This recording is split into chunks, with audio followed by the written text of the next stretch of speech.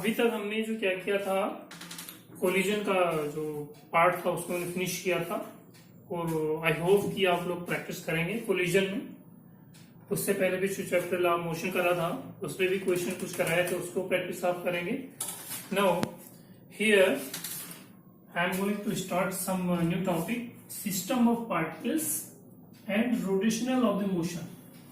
System of the particles and rotational of the motion बहुत ही important but complicated chapter है। This is मतलब कह सकते हो इसमें काफी वास्ट, अगर आप सोचने की बात आती है तो काफी अच्छे अच्छे क्वेश्चंस कंपटीशन में आते हैं, वो रोटेशन से काफी अच्छे बनते हैं क्योंकि इसमें आपके एक्चुअल माइंड का जजमेंट होता है कि how you think for any situation.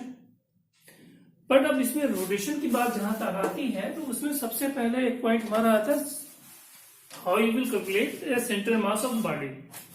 अब center of the mass of the body, before going to that point हमें सबसे पहले कुछ चीजें हमें जानकारी लेनी पड़ेगी। सपोज पार्टिकल क्या होता है, सिस्टम क्या होता है।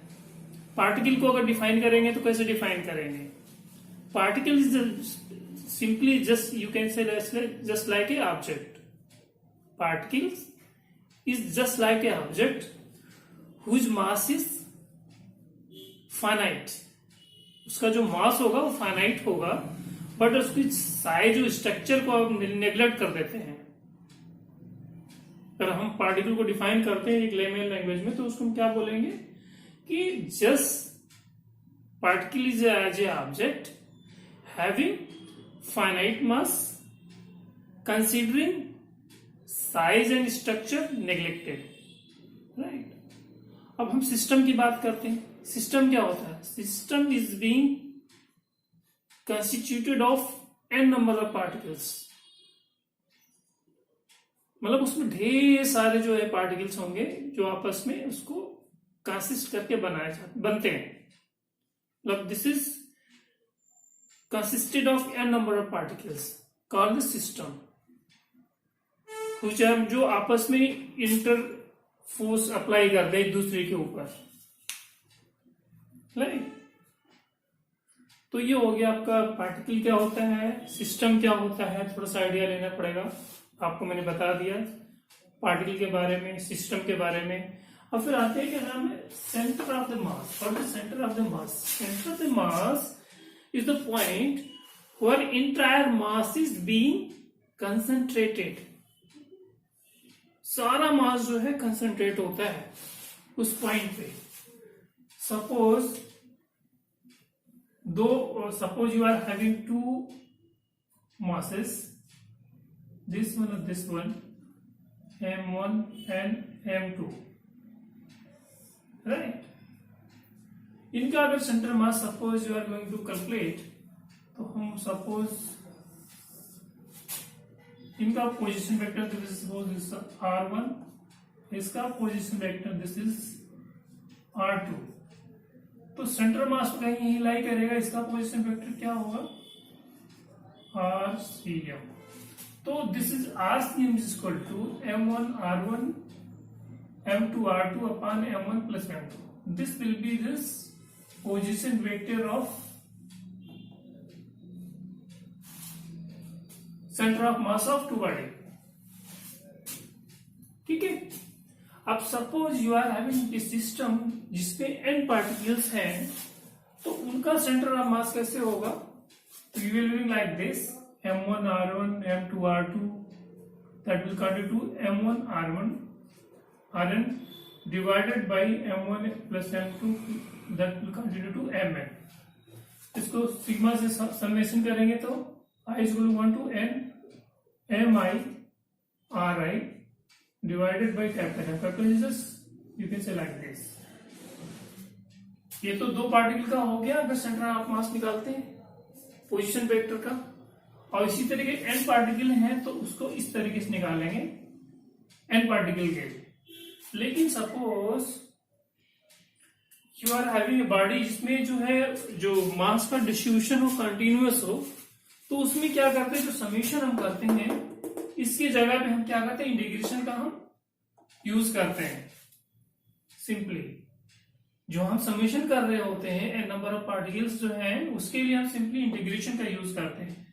तो कैसे डिफाइन करेंगे, सेंटर मास ऑफ, जिसमें जो कंटिन्यूअस मास डिस्ट्रीब्यूशन होता है, तो 1/m integration of r into DM. DM को क्या करते हैं, जो सिस्टम ऑफ पार्टिकल है, सपोज दिस वन, एक सिंपली मास वो छोटा सा ले लेंगे, सपोज डीएम, और उसका जो है पोजीशन वेक्टर ले लेंगे आर पोजीशन से, किसी पोजीशन से उस मास का, स्मॉल पार्टिकल का जो है मास होगा, डीएम जो होगा उसको ले लेंगे, राइट, और उसको इंटीग्रेट कर देंगे, divided by capital 1/M, sum of particles, right. तो कंटिन्यूअस मास डिस्ट्रीब्यूशन में हम क्या करते हैं, समेशन की जगह पे हम क्या करते हैं, बेसिकली इंटीग्रेशन का यूज कर लेते हैं। तो वो हमारा जो क्वेश्चन जो हो जाता है वो शॉर्ट हो जाता है। हमने क्या किया, दो पार्टिकल जो है सेंट्रल पोजीशन वेक्टर निकाल लिया, और सेंटर मास जो अगर n पार्टिकल तो कैसे निकालेंगे, ऐसे करेंगे, राइट। अब उसी तरीके से अगर दो पार्टिकल हैं, उनमें उनके सेंट्रल मास की जो वेलोसिटी कैसे निकालेंगे, दो पार्टिकल का समझ लो मास सिस्टम है आपका, m1 और m2 है, अगर उसका मास सिस्टम दो पार्टिकल का है, तो उसमें सेंट्रल मास ऑफ वेलोसिटी कैसे निकालेंगे, m1 v1 plus m2 v2 divided by m1 plus m2, ये फॉर्मूला हमारा होगा।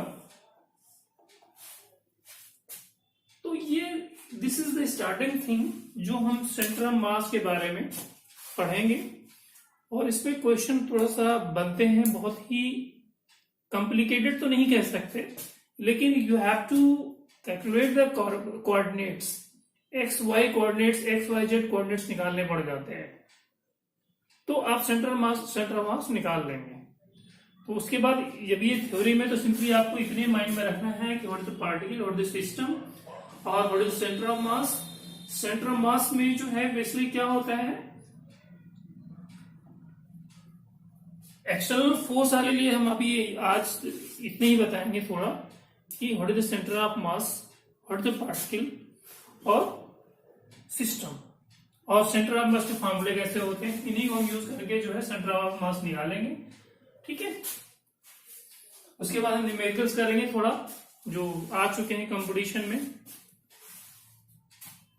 और उम्मीद करते हैं थोड़ा सा आप लोग भी ध्यान देंगे ऐसे, बिकॉज आई एम ओनली, ये नहीं कह सकते कि हम आपको पूरा सब कुछ बता देंगे, लेकिन इतना जरूर है कि हमको इतना जरूर बता देंगे कि हाँ, आज क्वेश्चन जो फिजिक्स के क्वेश्चन से आप डरो मत, उसको अच्छे ढंग से कर लोगे, प्रोवाइडेड हम आपके थोड़ा सा एक इनिशियल चीज जो बता देंगे माइंड में, कि आपको क्वेश्चन कैसे सॉल्व करना है, right.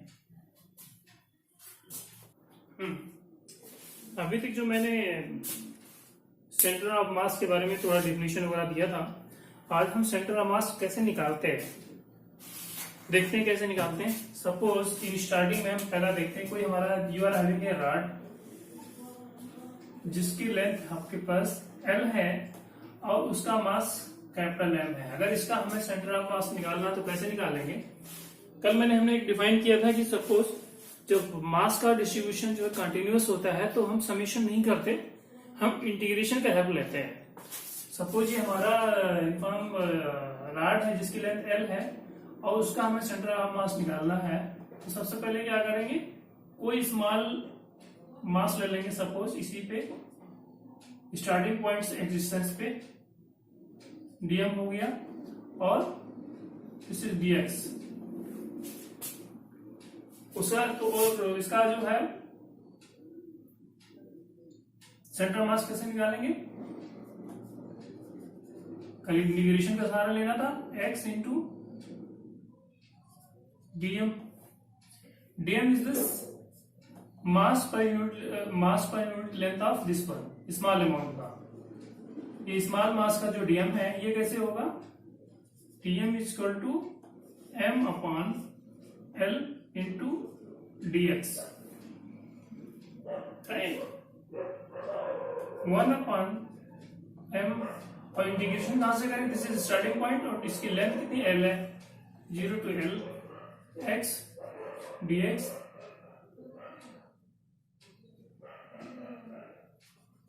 m upon L x dx, m cross कर सकते हैं आप, 1 upon L 0 L x dx, इसको इंटीग्रेट कर दें तो कितना हो जाएगा, 1 upon L x square upon 2, limit put कर देंगे, L अपॉन 2 आएगा, लिमिट का L रखेंगे ना, L अपॉन 2, यानी कि यूनिफॉर्म रॉड जो होगा जिसकी लेंथ कैपिटल L है और उसका मास m है, उसका जो सेंटर ऑफ मास कहीं मिड पॉइंट पे लाई करेगा, राइट। क्योंकि मास का डिस्ट्रीब्यूशन कंटिन्यूअस है तो हम इंटीग्रेशन का हेल्प ले लेंगे और सॉल्व कर देंगे, राइट। अब सपोज यू आर हैविंग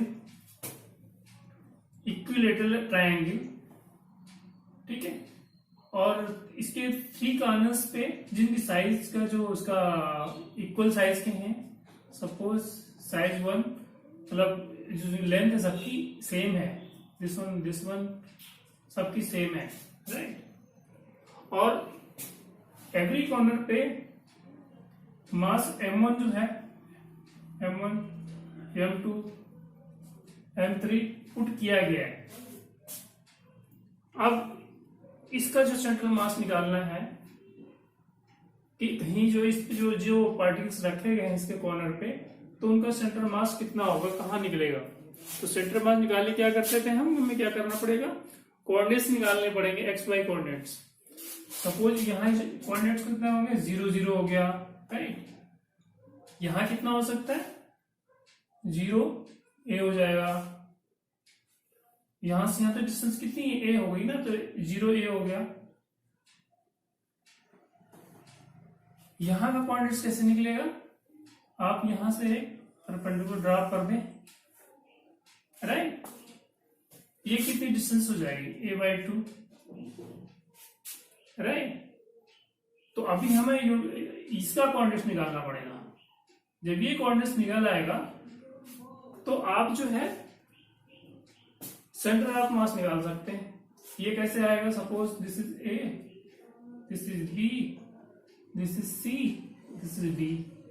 तो ये आपको मालूम करना पड़ेगा, राइट। आपको ये वाला पोर्शन तो एक x वाला कोऑर्डिनेट तो आ गया है, a/2, this is a/2, but you are not having any idea about y। y के लिए आपको निकालना पड़ेगा ये वाला पोर्शन। ये कैसे निकालेंगे, मतलब दिस माइनस दिस, यानी कि पाइथागोरस जो थ्योरम है उसका यूज कर लेंगे, यानी कि AD स्क्वायर इक्वल टू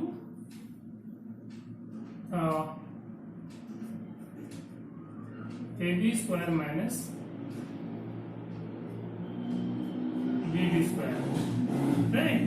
ये कितना है, A स्क्वायर माइनस BD कितना है, a/2, a स्क्वायर अपॉन 4 कितना हो जाएगा, 3 a square upon 4, right. AD will be what, √3 a upon 2, right. यहां पर क्लियर हो गया। अगर ऐसा है तो इक्विलेटरल ट्रायंगल है जिसकी जो लेंथ है a है, तो इसके सबके एक्स वाई कोऑर्डिनेट्स निकालने पड़ेंगे, और सेंट्रल ऑफ मास निकालने के लिए कहीं कहीं लाई करेगा, लेकिन हमें पता नहीं है। तो हमारा कोऑर्डिनेट्स b पता है, c पता है, लेकिन a पे हमें मालूम करना पड़ेगा। यहां हमें पता लग जाएगा तो हम फिर इजीली निकाल सकते हैं सेंट्रल ऑफ मास। x के लिए देख लेंगे, x पे हमारे कोऑर्डिनेट्स कितने हो गए, 0 0 हो गए, यहाँ 0, sorry this will B a0, 0 चूंकि y के बारे में तो कोई है ही नहीं, कोई अपना कोई y के बारे में तो 0 हो गया, कोई डिस्प्लेसमेंट नहीं है। बट यहां से यहां से x कोऑर्डिनेट में तो a हो जाएगा, चूंकि लेंथ हमारी a है। और y यहाँ हो गया a हो जाएगा, और यहाँ a/2 हो जाएगा। y में क्या हो जाएगा, 0 हो जाएगा, 0 हो जाएगा, एंड यहाँ √3/2a। देन अब यहाँ आप वो निकाल सकते हैं आप। सपोज x का जो है सेंटर ऑफ मास निकाल सकते हैं, कैसे होगा, m suppose m this is m1 m2 m3 है, m1 into 0 plus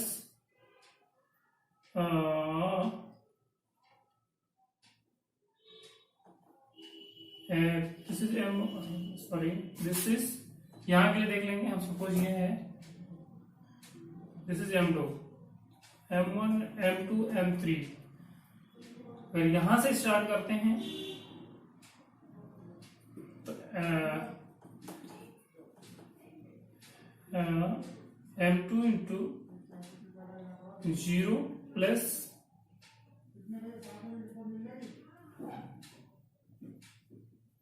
m3, this is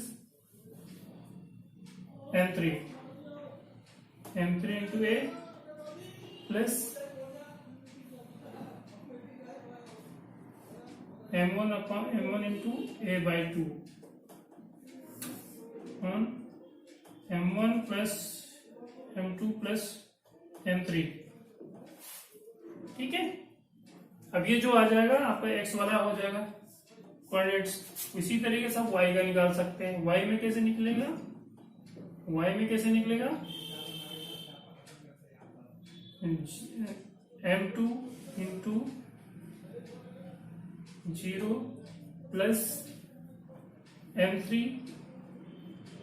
into 0 plus m1 into यहाँ पर √3/2 निकाला आपने, into √3/2a divided by m1 m2 plus m3। मतलब यू हैविंग सम आइडिया कि आपको कैसे निकालना है। ये इक्विलेटरल ट्रायंगल हैं जिनकी जो लेंथ एवरी साइज की a और उसके हर कॉर्नर पे जो है मास m1 m2 m3 मास रखे गए हैं। तो हमें अब सेंट्रल मास आप पूछना है, पूछा गया कि सेंट्रल मास आप कैसे निकालेंगे। तो आपके कोऑर्डिनेट्स निकालने पड़ेंगे, एक्स वाई कोऑर्डिनेट निकालने पड़ेंगे। और कोऑर्डिनेट्स कैसे निकालेंगे, इजीली निकाला जा सकता है। केवल हमें ए वाले पोर्शन का कोऑर्डिनेट निकालना था और सारा हमें इजीली निकल सकता है। 0 0 है यहाँ सच, यहाँ a0 हो जाएगा, यहाँ देखिए इसका हाफ करोगे तो ये आपका x वाला जो पार्ट होगा आपका a/2 होगा, y वाला पार्ट आपको इससे निकाल लेंगे पाइथागोरस थ्योरम से, राइट। उसके बाद आप जो आपको फार्मूला है सेंटर ऑफ मास निकालने के लिए उसको पुट कर देंगे, आपका सेंटर ऑफ मास निकल आएगा एक्स वाई का। तो जो निकल के आएगा वो आपका यहाँ कहीं होगा सच, तो वो पोर्शन आप रख देंगे x एंड y, वो आपका जो है कोऑर्डिनेट्स निकल के आ जाएंगे, राइट।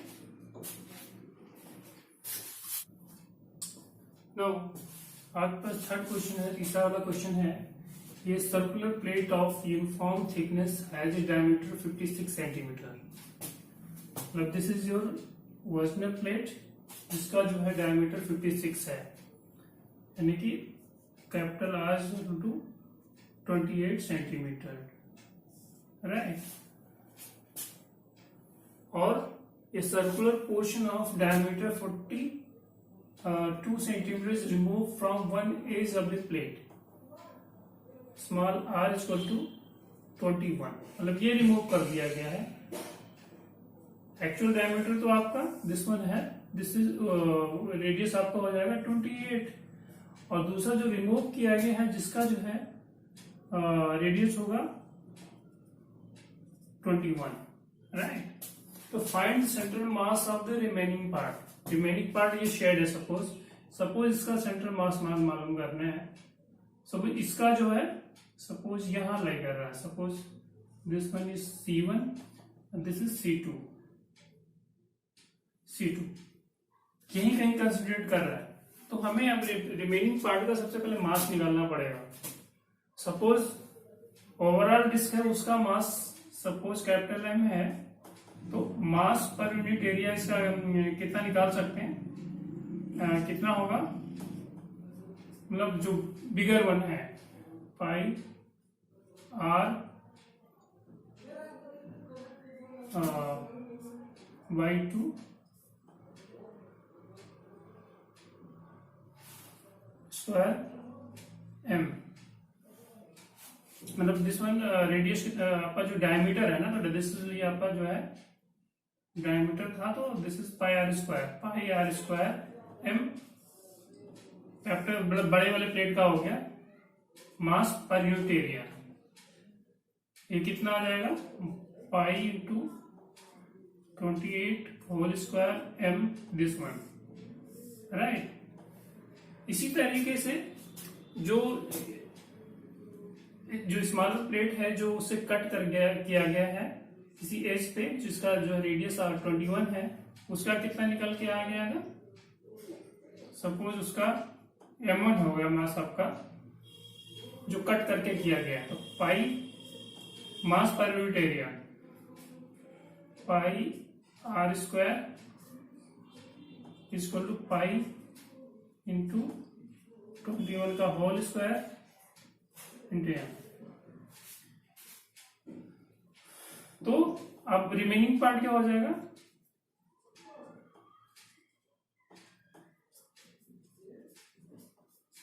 कितना हो जाएगा, इससे आप निकाल सकते हैं, pi 28 whole square M minus pi 21 का होल स्क्वायर M, ये आपका आ सकता है, सॉल्व करोगे 343 आ जाएगा पाई M, राइट। तो रिमेनिंग पार्ट का आप पहले निकालें, क्योंकि रिमेनिंग पार्ट का पूछ रहा है सेंट्रल मास, तो रिमेनिंग पार्ट का आप जो सेंट्रल वो मास निकाल लिया आपने पर यहाँ पे, remaining part of mass of suppose this is M2, remaining part of shaded, ये जो शेडेड एरिया, इसका मास कितना आ जाएगा, दिस वन आ जाएगा 343 पाई M, ठीक है।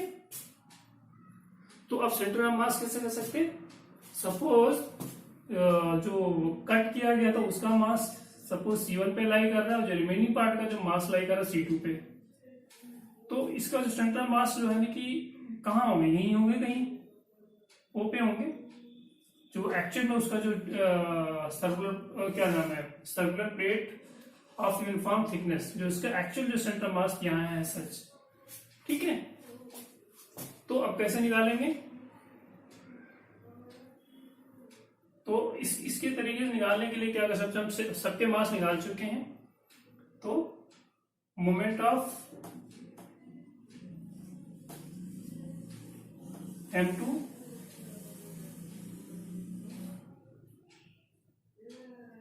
at O is equal to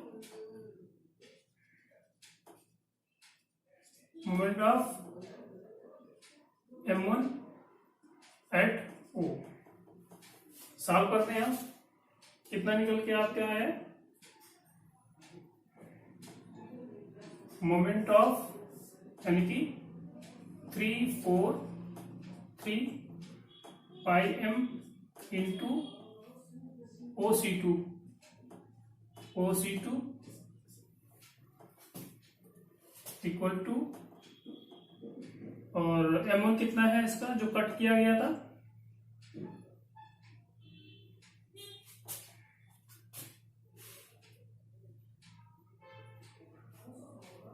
equal to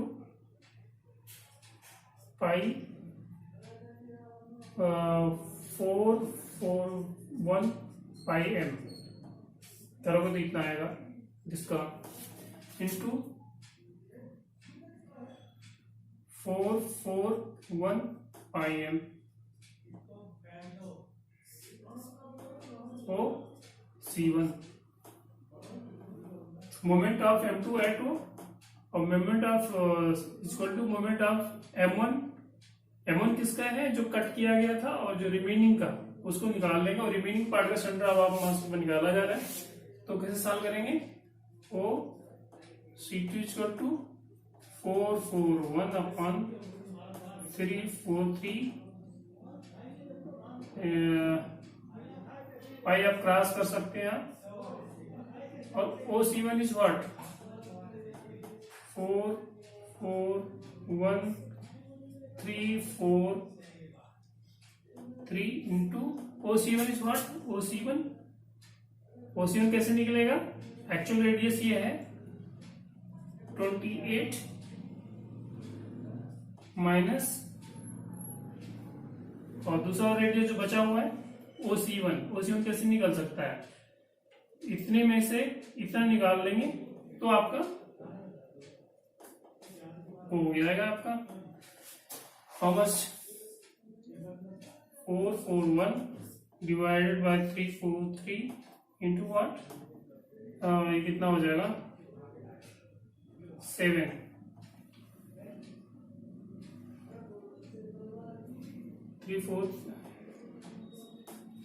right.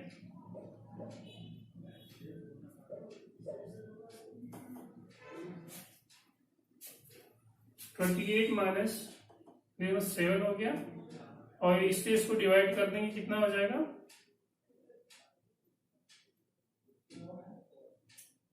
Approx जो है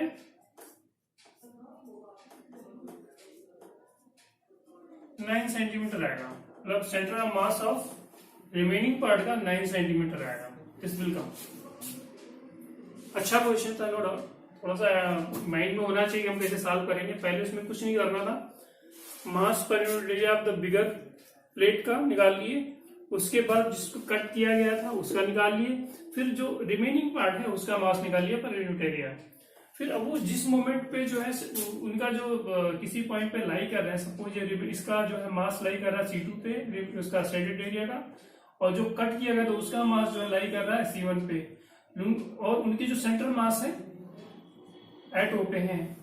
तो आप क्या करेंगे, moment of M2 at O, moment of M1 at O, दो सब निकाल लेंगे, और क्या नाम है, आप उसको कैसे करेंगे, जो रिमेनिंग पार्ट का मास को उससे डिवाइड को क्या नाम है मल्टीप्लाई कर देंगे, और सॉल्व करेंगे तो आपको निकल के आ जाएगा OC2 जो रिमेनिंग पार्ट का जो है आपका सेंट्रल, जो शेडेड पार्ट का हमें जो है COM निकालना था, तो COM of centre of mass of shaded, ये आपका निकल के आ जाएगा। अच्छा क्वेश्चन, इस तरह के ही क्वेश्चन बनते हैं, सॉल्व करने की कोशिश करेंगे। अब अभी हमने क्या है, सर्किल का सेंटर मास ऑफ निकाला है, कोई पोर्शन को कट कर दिया गया था, और इक्विलेटरल ट्रायंगल पे निकाला सेंटर ऑफ मास। अगर स्क्वायर का निकालना हो जाए, suppose you are having one square half side e side a, तो कैसे निकालेंगे, तो सबसे पहले कोऑर्डिनेट कैसे निकालेंगे, यहां x इस पॉइंट को ऑरिजिन पे, suppose this is A B C and D, यहां हमारा क्या होगा coordinate, this is 0 0, this is A0 and this is A हो जाएगा ना, this one A and A, और ये कितना होगा A0, this will be your coordinate, right. और सपोज इनका मास, सपोज कहीं के लाई कर रहे हैं, हमारा जो है कि सेंटर ऑफ मास, तो कैसे निकालेंगे, वही सेम फार्मूला, सपोज M1 यहाँ पार्टिकल रखा हुआ है, M2 यहाँ पार्टिकल रखा हुआ है, M3 यहाँ रखा हुआ है, M4, तो सेंटर ऑफ मास कैसे निकालते हैं, XCM निकाल लेंगे और YCM निकाल लेंगे, COM, क्योंकि सबके क्वांटिटीज पता लग गए, उसके बाद आप पुट कर दें, वही सेम फार्मूले पे m1 x1 इसके लिए पहले निकाल लेंगे, राइट। 4 पोर्शन है ना हमारे पास, this one this one this one and this one, plus m2 x2 plus m3 x3 plus m4 x4 divided by m1 m2 m3 m4, सबके क्वांटिटीज पता लग गए आपके पास। इसी तरीके से m1 y1 plus m2 y2 plus m3 y3 plus m4 y4 divided by m1 plus m2 plus m3 plus m4, right. अब suppose ये स्क्वायर आपके पास है, ठीक है, ये क्लियर है, आपके पास कोई स्क्वायर है, राइट, और इसको 4 पार्ट्स में डिवाइड कर दिया गया। सपोज अब दूसरा हम तरीके से क्वेश्चन बना लेते हैं। ये आपके पास स्क्वायर है, हाफ हैविंग इक्वल लेंथ, इसको 4 सेंटीमीटर सपोज है आपके पास, साइड जो है वो 4 सेंटीमीटर है, 4 सेंटीमीटर साइड है, और सपोज इसको 4 पार्ट्स में डिवाइड कर दिया गया,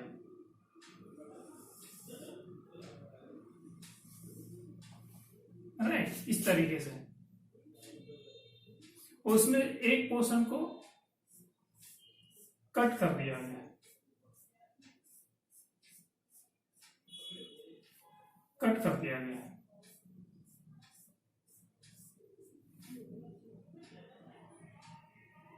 तो अब सेंटर मास आप पूछा जा रहा है, suppose A B C D, initially उसका सेंटर मास, शुरू में हमारा सेंटर मास तो उसको वो यही कहीं लाई करेगा, लेकिन क्या कह रहा है कि जब जो रिमेनिंग पार्ट का उसका सेंटर मास आपको निकालना है, जैसे सर्किल में हमने करा था इसी तरीके से इसमें भी कर रहे हैं। मोमेंट ऑफ, जैसे अब ये सपोज रिमेनिंग पार्ट का सपोज उसका सेंटर मास कहीं लाई कर रहा है यहां, this one, and this one, ये सब उसका जो कट कर दिया गया है। तो सबसे पहले आपको क्या निकालने पड़ेंगे, बी एंड डी निकालने पड़ेंगे। बी कितना हो जाएगा, दिस इज 4, दिस इज 4, तो कितना हो जाएगा, B D equal to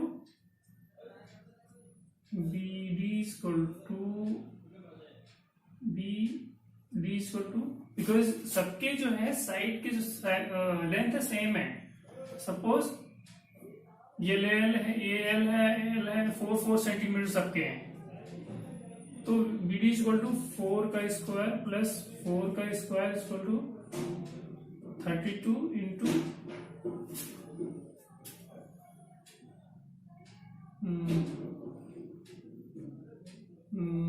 16, B D equal to 32 equal to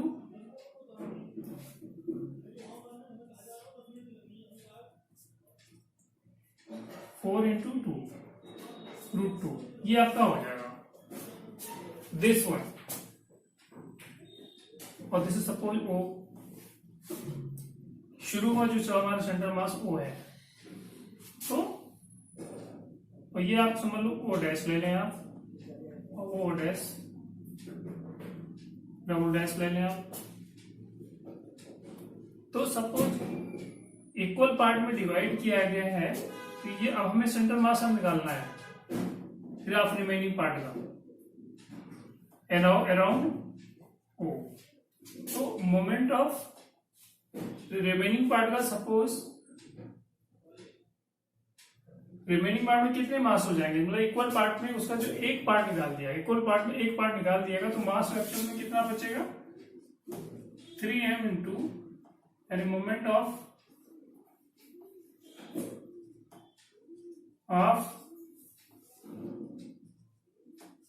remaining part about O equal to, and this one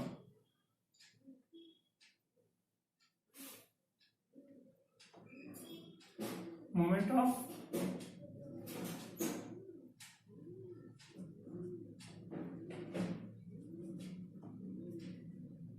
cutting part about O, ये निकाल लेंगे तो रिमेनिंग पार्ट में कितना हो जाएगा, ये कितना हो जाएगा 3m into O dash equal to m into, ये आपने पूरा निकाल लिया तो ये कितना हो जाएगा आपका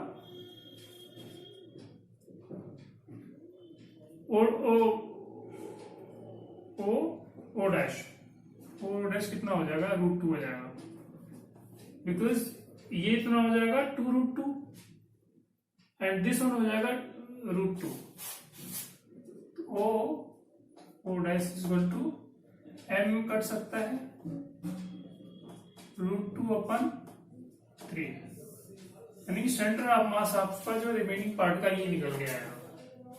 मतलब you are having question like this कि one square is having equal length,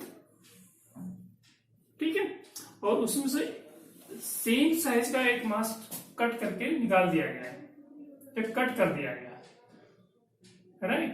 तो रिमेनिंग पार्ट का जो है सेंटर ऑफ मास जो है निकालना है, वो कहीं लाई करेगा, सपोज O डबल डैश पे काम कर रहा है वो, उसका जो है इसका यहां कर रहा है, तो ये इसका भी m है, इसका m है, 4 पार्ट्स हैं, सपोज ईच पार्ट का जो मास m है, लेकिन उसमें एक ही पार्ट कट किया गया है, तो रिमेनिंग पार्ट को जो है उसको यानी कि सेंट्रल ऑफ मास निकाला जाना है। तो आप कैसे सॉल्व करेंगे, इस तरीके से सॉल्व कर लेंगे, आपका आंसर ऐसा आना चाहिए, जैसे सर्कल में निकाला था उसी तरीके से इसमें भी निकालना है, राइट। तो हम सेंट्रल मास आपके क्वेश्चन कुछ कर लिए हैं, कुछ आप लोग भी प्रैक्टिस करेंगे, राइट। देखते हैं फिर आगे कुछ और भी क्वेश्चन करेंगे, ठीक है।